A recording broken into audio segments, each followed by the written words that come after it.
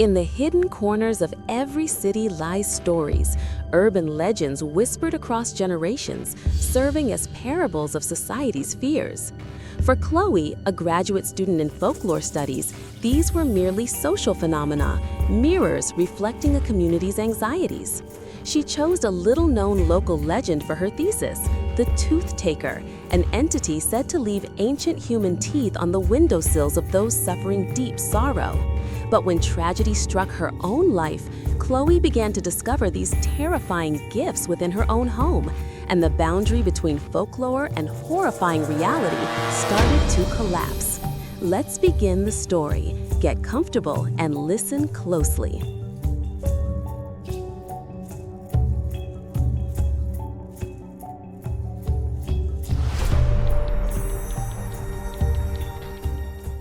The air in Professor Ben Carter's office smelled of old paper and lukewarm coffee. Books overflowed from shelves, stacked in precarious towers on the floor and threatening to avalanche onto his cluttered desk. Chloe sat opposite him, a notebook open on her lap, its pages conspicuously blank.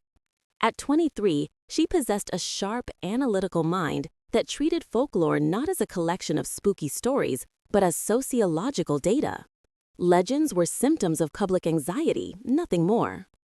"I'm stuck, Ben," she admitted, tapping her pen against the page. "Everything feels done. Vampires, the vanishing hitchhiker, Bigfoot, it's all been deconstructed to death." Ben leaned back in his creaking leather chair, steepling his fingers. He was a man whose kind eyes and gentle demeanor belied a fiercely academic mind. He saw the world through the lens of narrative and archetype.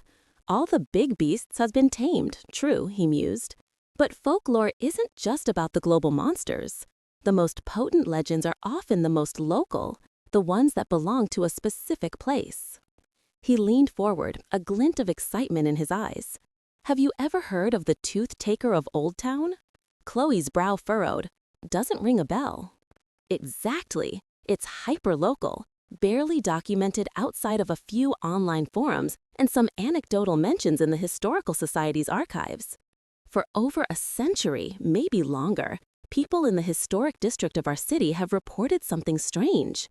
In times of profound grief, after a death, a devastating breakup, a life-altering loss, they sometimes find a tooth on their windowsill. Chloe's pen stopped tapping. A tooth? A human tooth, Ben clarified, his voice low and theatrical. Always old, yellowed, sometimes with the roots still attached. It's just there, left on an inner windowsill during the night, even when the window was locked. It's seen as a creepy but ultimately benign local ghost story, a strange little ritual of mourning. A slow smile spread across Chloe's face. It was perfect, a niche legend, untainted by mainstream pop culture, ripe for scholarly dissection. It was a textbook case of a community creating a physical manifestation for an abstract concept. Grief in this little corner of the world wasn't just a feeling. It was a creepy old tooth on your windowsill. "That's brilliant," she said, her pen finally moving, scribbling notes. "A sociological anthropomorphism of sorrow. The gift acts as a tangible focal point for an intangible emotion. It's a way for the community to acknowledge and quarantine grief. I can analyze the socioeconomic backgrounds of the accusers, the historical context, the evolution of the narrative." "I knew you'd like it," Ben said, beaming. "It's a safe topic. No one's getting hurt. There's no real monster. It's just a story people tell." The project began with a burst of academic fervor. Chloe spent her days in the university library, her nights scouring obscure internet forums dedicated to local hauntings. The stories were all remarkably consistent. A widow in 1958 finds a molar on her sill after her husband's funeral. A college student in 1992, dumped by his fiancée, discovers an incisor by his window. A family in 2010, after losing their home in a fire, finds a collection of 3 small teeth lined up neatly on the glass. The details varied, but the core elements remained: deep sorrow, a locked window, and an unsolicited dental artifact. She interviewed a few elderly residents of Old Town, most of whom chuckled at the memory. "Oh, the tooth taker," one woman said, her eyes twinkling. My grandmother used to say it was the city's way of sharing your pain, giving you something hard to hold on to when everything else felt like it was falling apart. Chloe recorded it all, her skepticism a comfortable shield. The stories were quaint, sad, and deeply human. They were artifacts of a community's collective heart, and she was the archaeologist poised to catalog them. She felt a certain intellectual detachment, the clean satisfaction of a scientist observing a fascinating, if slightly morbid, phenomenon. Her thesis was practically writing itself, a sharp deconstruction of how fear and sadness crystallize into myth. She was in the middle of transcribing an interview, a cup of tea growing cold beside her, when her phone rang. It was her mother. Chloe almost let it go to voicemail, annoyed at the interruption, but a strange, prickling intuition made her answer. "Chloe?" Her mother's voice was a ragged, broken thing, a sound she had never heard before. It was the sound of a world ending. "Mom, what's wrong?" There was a choked sob on the other end of the line, a desperate gasp for air. And then the words that would shatter Chloe's carefully constructed, rational world into a million pieces. "It's your brother, Michael. There's been an accident." The notebook slipped from her lap, scattering its neatly organized facts across the floor. The quaint, sad stories of other people's grief suddenly felt like a grotesque mockery.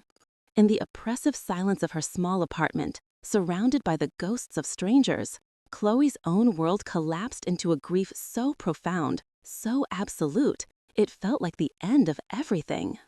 And somewhere, in the old, historic heart of the city, something stirred. Catching a scent on the wind, it had not smelled from this place.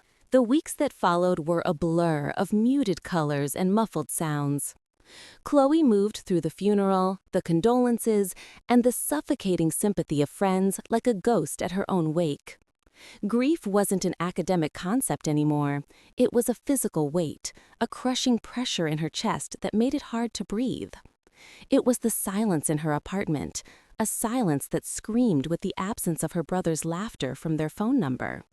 Sleep offered no escape, only fractured dreams and the hollow ache of waking up to the same nightmare. She returned to her apartment, a place that no longer felt like home, but a mausoleum for a life that had ended.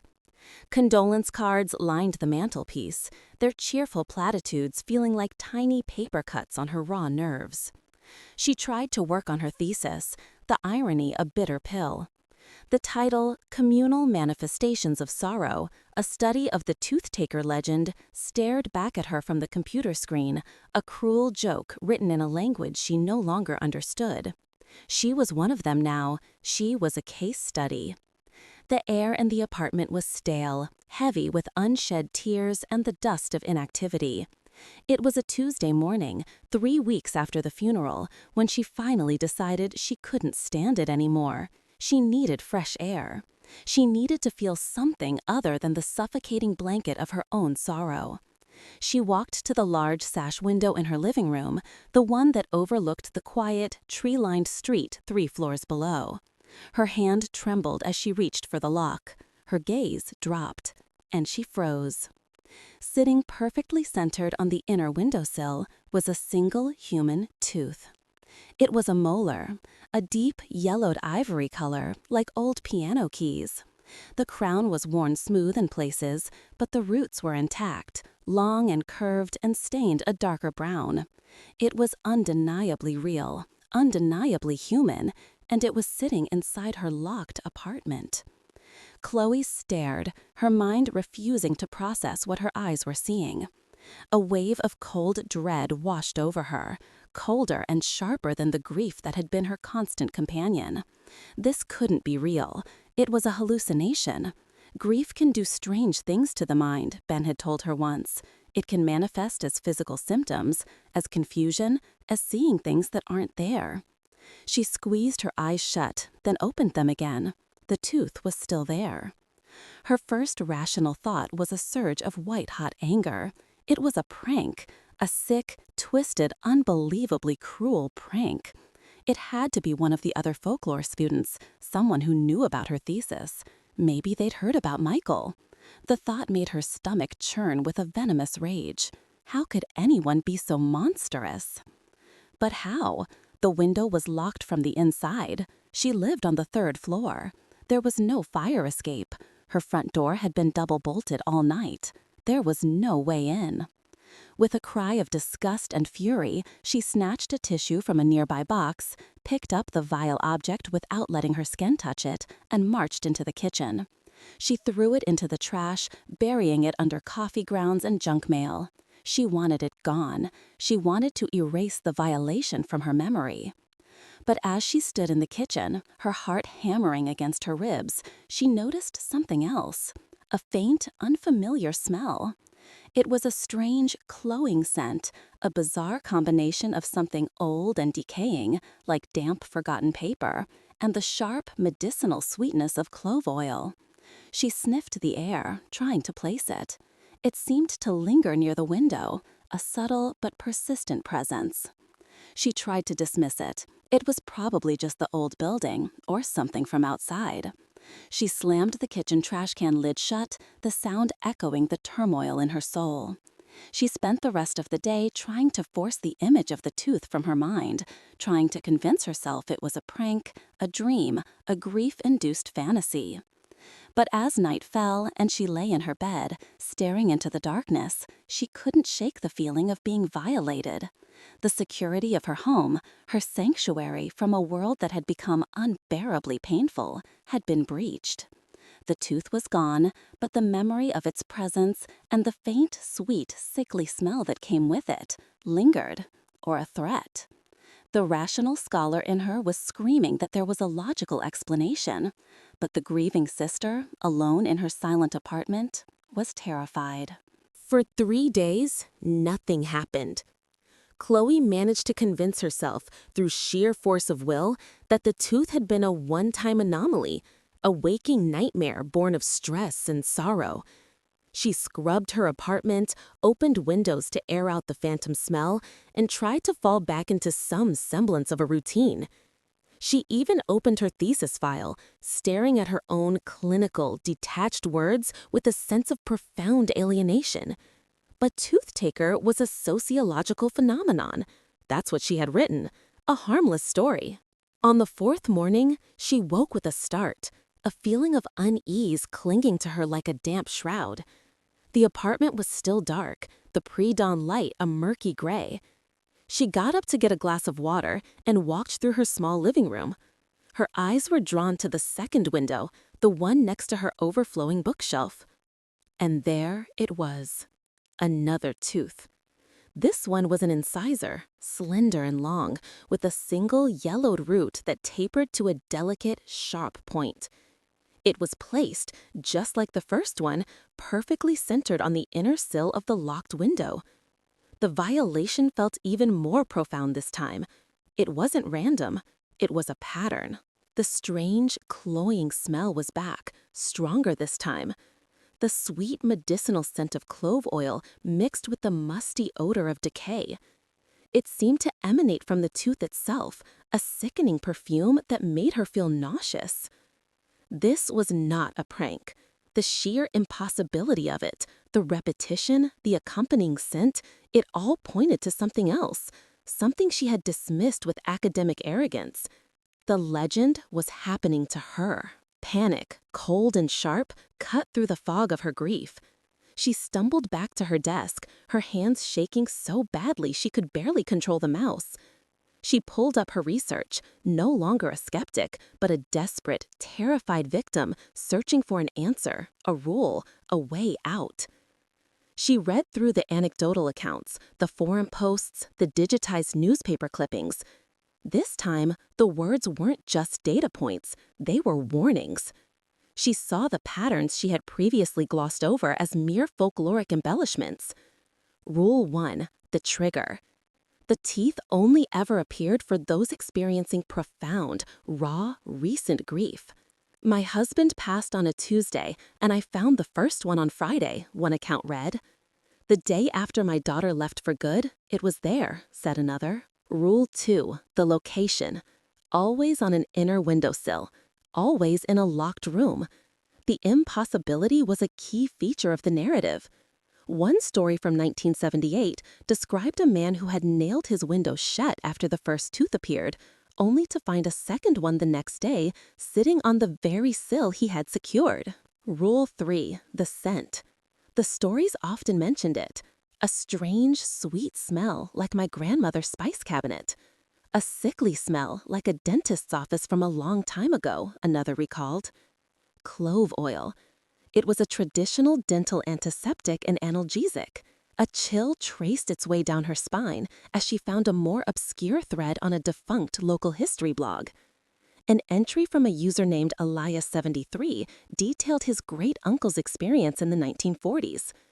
After his brother was killed in the war, he had found teeth. He tried to fight it. He boarded up his windows. He left crucifixes on the sills. He burned sage. But the teeth kept coming, more frequently now. The post concluded with a chilling sentence.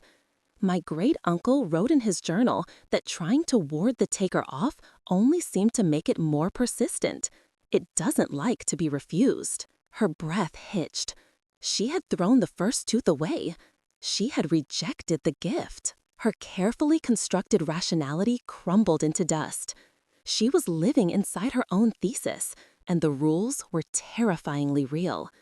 She snatched her phone, her thumb fumbling over the screen as she dialed Ben's number. He picked up on the third ring, his voice warm and sleepy. "Chloe, everything all right? It's early." "Ben," she said, her voice a trembling whisper. "It's happening to me. The tooth taker. It's real." She poured out the story in a frantic, disjointed rush. The molar, throwing it away, the incisor, the locked windows, the smell. Silence met her on the other end of the line. For a moment, she thought the call had dropped. "Chloe," finally said, his tone shifting from sleepy to deeply concerned. But it wasn't the concern of a doctor for a fellow witness. "Listen to me. You've been through a horrific trauma. Grief can do strange, powerful things to the memory, to our perceptions." "No, Ben, this is real. I'm holding the second tooth in a tissue right now." "Are you sure?" he asked, gently. His voice laced with the kind of placating tone one uses for someone unwell. "Think, Chloe. You've been researching this intensely. You're surrounded by the subject matter. Could you have bought some antique teeth online for your research? Projecting the legend onto your own reality is a classic psychological response to trauma. It's a way for the mind to cope, to give the pain a face." Chloe felt a new kind of despair wash over her, one of utter isolation. He didn't believe her. He thought she was losing her mind. "I'm not crazy, Ben," she whispered, tears of frustration and fear blurring her vision. "I know you're not," he said, softly, but his words were hollow. "But I think you should talk to someone, a grief counselor. Maybe take a break from the thesis. It's becoming unhealthy. Please, Chloe, get some rest. And maybe put those teeth away somewhere, out of sight." She hung up the phone, the dial tone buzzing in the silent apartment. He thought she was hysterical, a fragile student broken by her loss. She was utterly, terrifyingly alone. She looked at the pale, slender incisor resting in the tissue. It wasn't a projection. It was a promise. And according to her own research, she had just made things worse. The haunting escalated from a quiet intrusion to an oppressive occupation. Ben's dismissal had left Chloe feeling completely isolated, trapped in a nightmare only she could see. The teeth began to appear almost nightly. A canine, sharp and slightly chipped on the bathroom windowsill. A small, almost translucent premolar by the kitchen sink.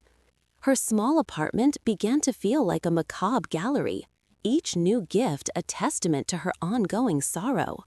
She stopped throwing them away, instead lining them up on a shelf in a small cardboard box, a terrified collector of her own misery. The smell of decay and clove oil became a constant, suffocating presence. It clung to her clothes, her hair, the very air she breathed.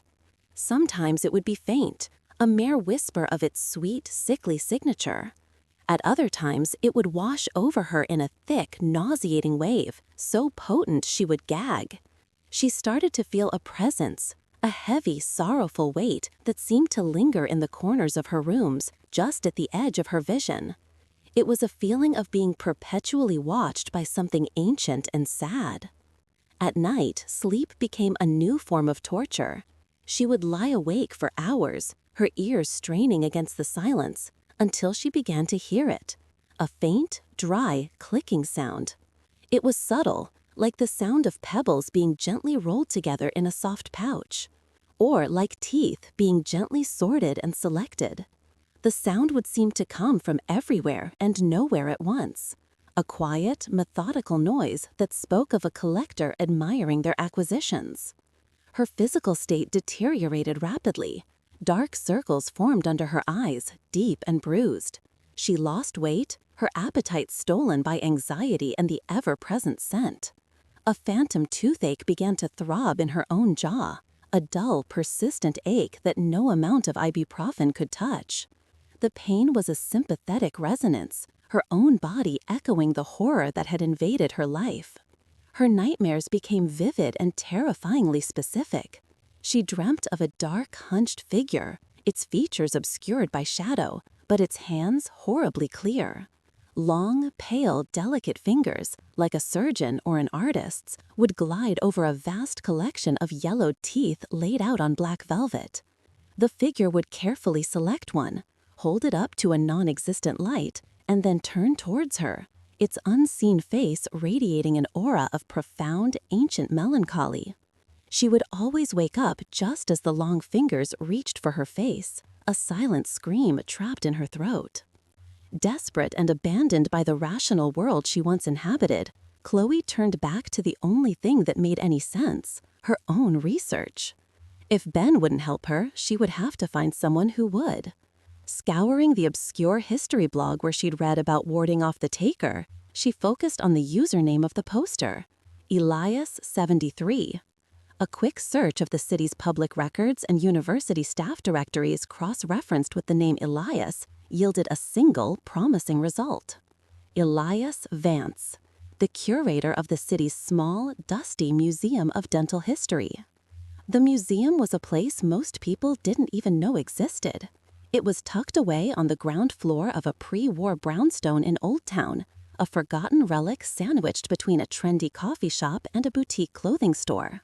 The windows were grimy, the displays dimly lit, and filled with unnerving wax models of diseased bombs and archaic dental tools that looked more like instruments of torture. A small bell chimed as Chloe pushed open the heavy oak door. An elderly man looked up from behind a large, cluttered desk. He was thin and reedy, with a cascade of white hair and weary, sad eyes that seemed to have seen far too much.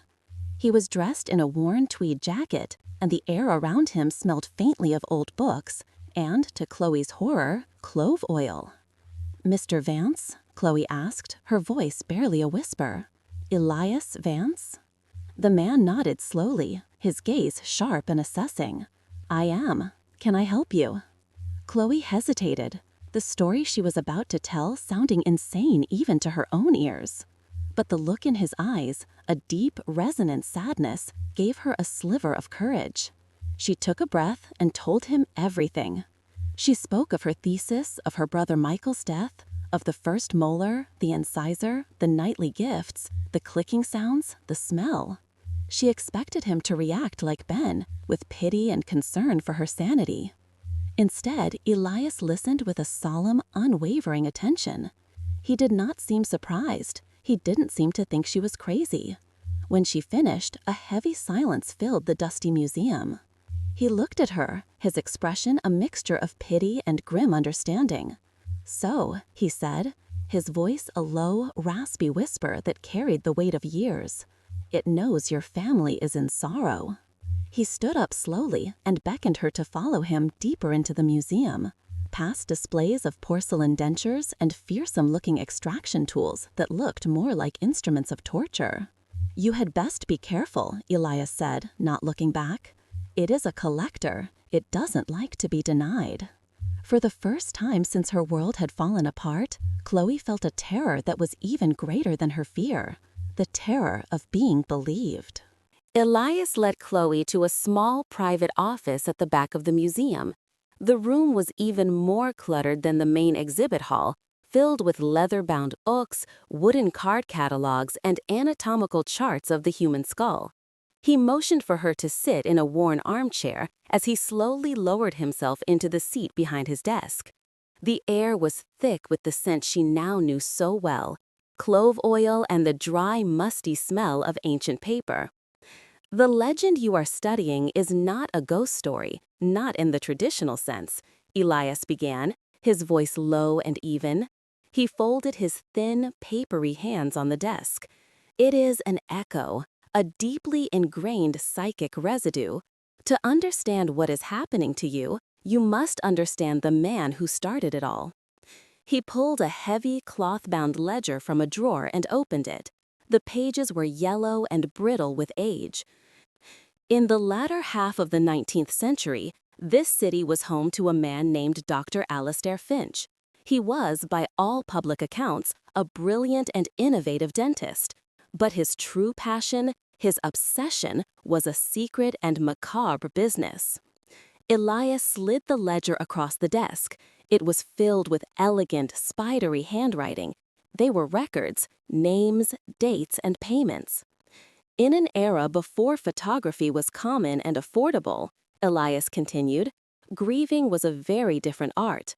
Wealthy families, desperate to preserve a physical piece of their departed loved ones, would hire artisans to create mourning jewelry.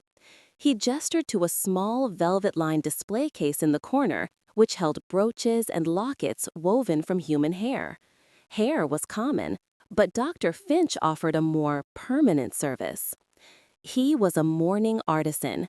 Families would hire him, after a death, to discreetly extract a tooth from the deceased.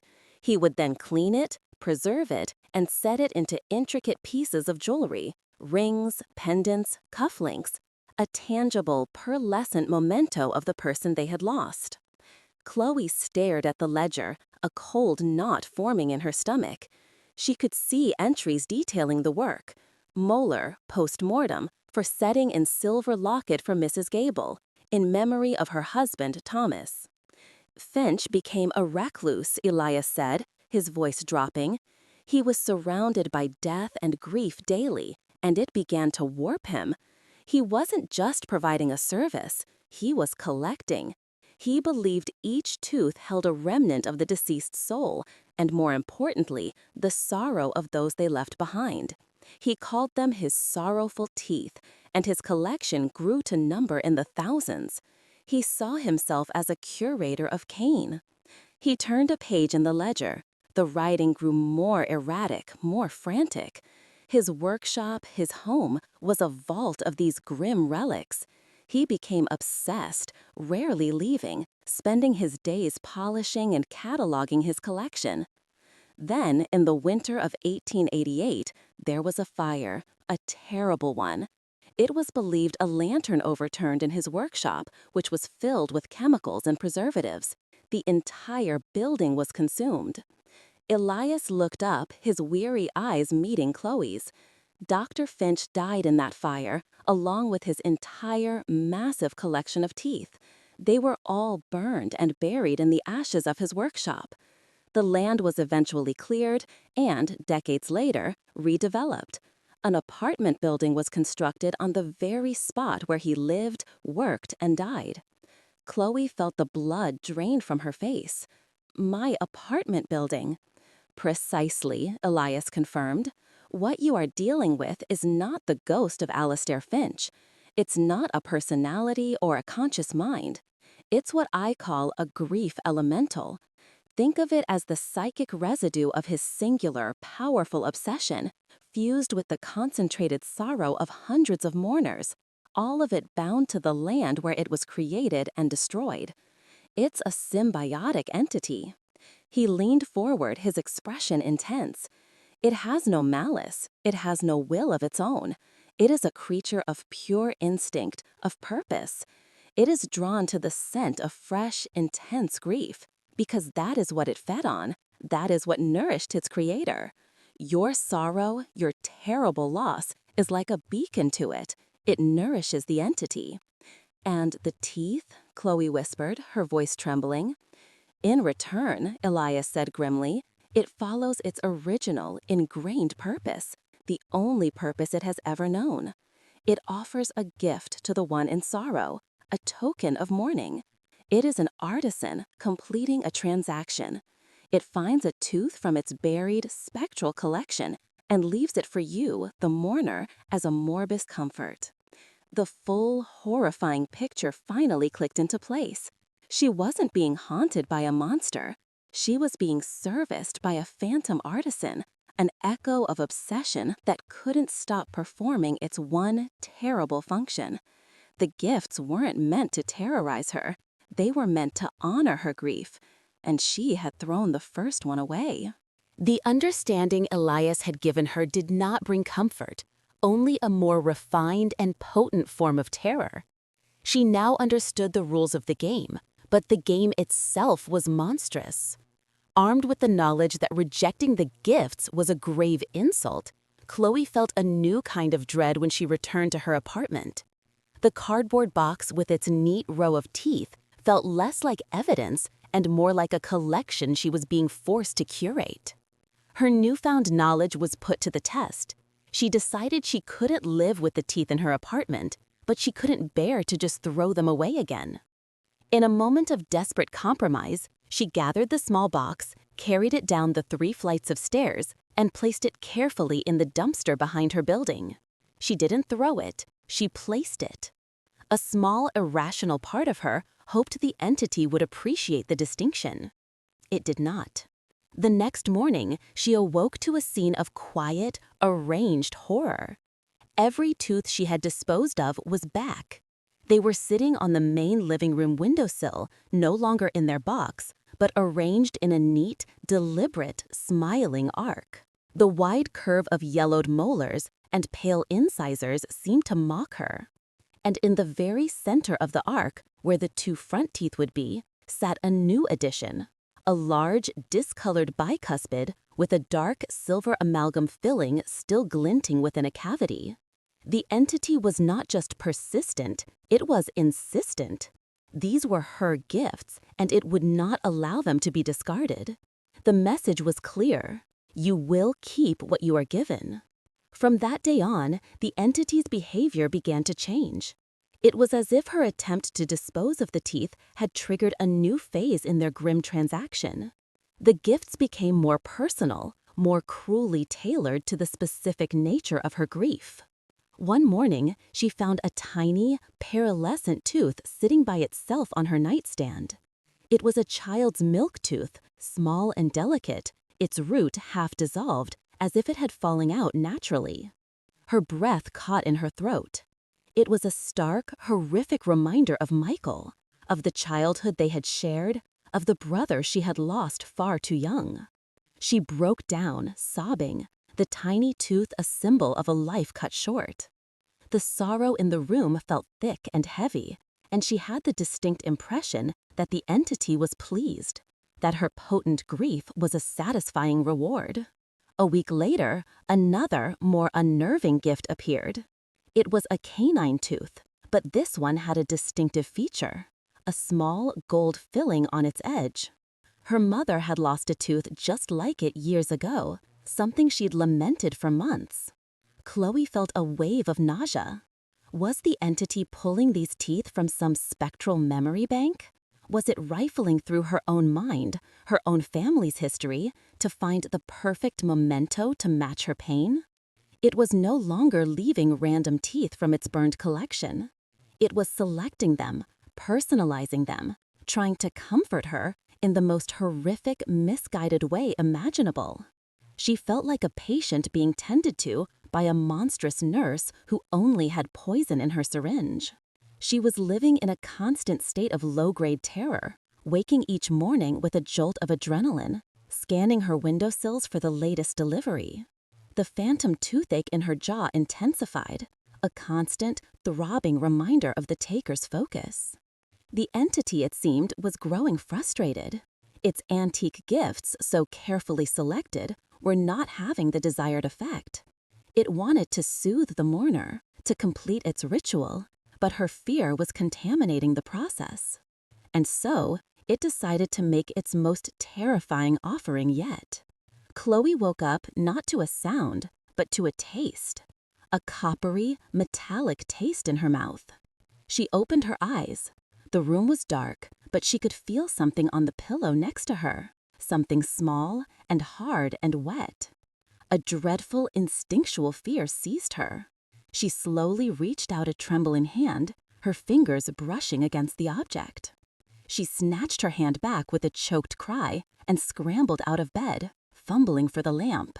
Light flooded the room. There, on her pillow, sitting in a small, dark, glistening pool of fresh blood, was a tooth. It was white, not yellowed, and a string of red tissue still clinging to its root. This tooth was not an antique. It was new. For a terrifying, heart-stopping moment, she thought it was her own. She frantically ran her tongue over her gums, a wave of relief washing over her as she found no gap. It wasn't hers. But the implication was far, far worse. The entity had given up on its antique collection. If its old gifts were not enough to appease her sorrow, it would find new ones. The fresh, bloody tooth on her pillow was a horrifying escalation. It was an offering, a question, and a threat all in one. Perhaps it wanted a tooth from someone else who was grieving. Or perhaps, in its ultimate act of misguided sympathy, it wanted a tooth from her brother. Or from her. A fresh piece to add to its collection. A definitive token to finalize their terrible transaction. The collector wanted a new acquisition. Staring at the bloody tooth on her pillow, a terrifying clarity washed over Chloe. The entity wasn't trying to hurt her. It was trying to help. In its twisted, burned-out, grief-fueled existence, it was following the only script it knew. A mourner is in pain, and a mourning artisan provides a memento to soothe that pain. Her fear and rejection were confusing it. Her inability to complete the ritual was causing it to escalate, to offer more and more desperate gifts to solicit the proper response. Running was not an option. Fighting it, as Elias's great-uncle had discovered, would only make it more insistent. She couldn't end her grief on command. It was a vast, gaping wound in her soul. But Elias's story had given her the key. This was a transaction, a ritual. And a ritual, she realized, had to be completed. She had to give the entity what it truly wanted, not her fear, but her acceptance. A final, honored piece for its collection. Her plan was born of desperation and a flicker of her old academic insight. She would not be a victim. She would become a participant. She would perform her own act of mourning craft. The climax of her haunting was not a fight, not a scream, not an exorcism. It was a quiet, deeply unsettling ceremony performed in the pre-dawn gloom of her living room. First, she gathered all the teeth. With a strange, newfound reverence, she took them from the cardboard box and the windowsill. She cleaned the fresh, bloody tooth with a tissue, her hands steady for the first time in weeks. She arranged them all on a clean, black scarf she laid across the main windowsill. The smiling arc, the child's milk tooth, the one with the gold filling, all of them. Then she retrieved her most cherished possession of her brother. It wasn't a formal photograph, but a candid snapshot taken on his last birthday. He was laughing, his head thrown back, his eyes crinkling at the corners. It was the last time she had seen him so purely happy. With meticulous care, following the historical practices Elias had described, she created a small, macabre shrine. She placed the photograph in the center of the windowsill. Then she began to arrange the teeth around it. She placed the tiny milk tooth at the top, like a pearl. She arranged the others in a protective, semicircular border around the image of her laughing brother. It was a grotesque memorial, a fusion of her love and the entity's obsession. She was accepting the gifts, not as tokens of horror, but as what they were intended to be, mementos. She was incorporating them into her own very real mourning. When the shrine was complete, she stood before it, the first rays of dawn casting long shadows into the room. She took a deep breath, the faint smell of clove and decay seeming to hang expectantly in the air. She spoke aloud, her voice not trembling with fear, but steady with a sad, formal resolve. "Thank you," she said to the silent, watching presence in the room. "Thank you for these mementos. They are accepted." She touched the edge of her brother's photograph. "His memory is honored. Your work is done. Your service is no longer required." She wasn't speaking to a monster. She was speaking to the long-dead artisan Alastair Finch. She was formally acknowledging his craft, accepting his service, and, most importantly, concluding their transaction. She was giving him the closure his warped purpose demanded. The effect was instantaneous and profound. The heavy, oppressive weight in the room seemed to lift, as if a great pressure had been released. The cloying, musty smell of decay vanished in an instant, replaced by a clean, sharp, almost overwhelming scent of pure clove oil. It was the smell of a dentist's office, antiseptic and sterile. Then, as quickly as it came, that too faded into nothing. From the corners of the room, she heard one last faint, dry clicking sound. The sound of a collector closing their case, satisfied. And then, for the first time in weeks, there was only silence. A true, clean, empty silence. She was alone again. The sorrow was still there, a hole in her heart, but it was hers now, only hers. The transaction was complete. The release was absolute. Chloe woke the next morning from a deep, dreamless sleep, the first she'd had in over a month. Sunlight streamed through the window, and the air was clean and still. She walked into the living room, her heart pounding, half expecting to see the grim shrine still standing. It was gone.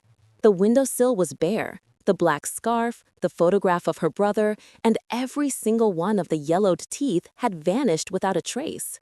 The presence, the smell, the fear, it was all gone.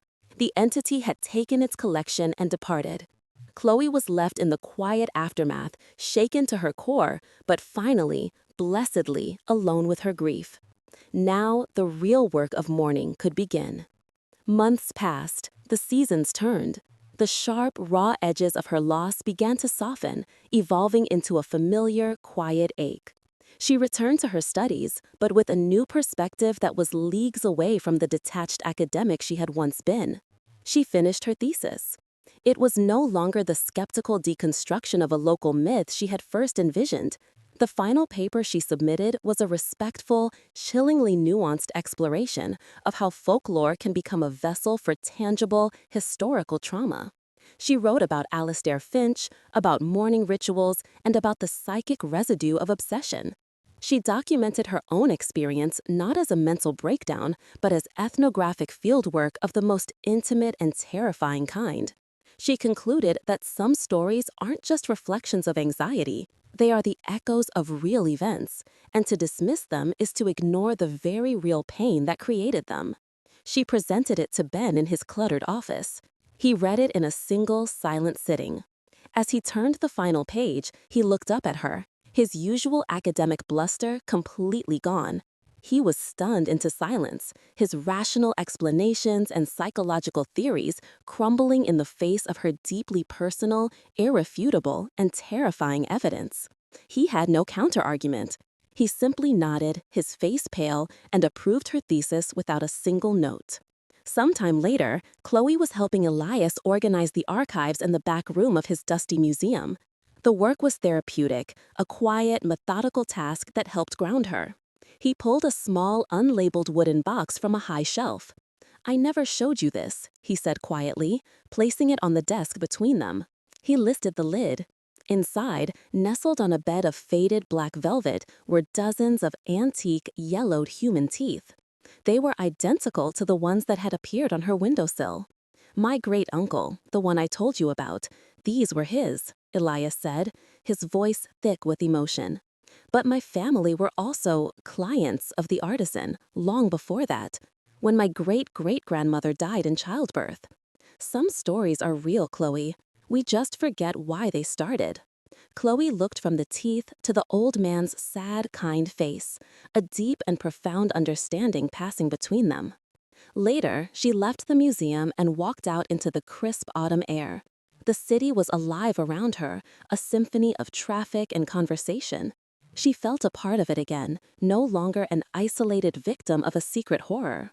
As she turned the corner, she passed a modern dentist's office.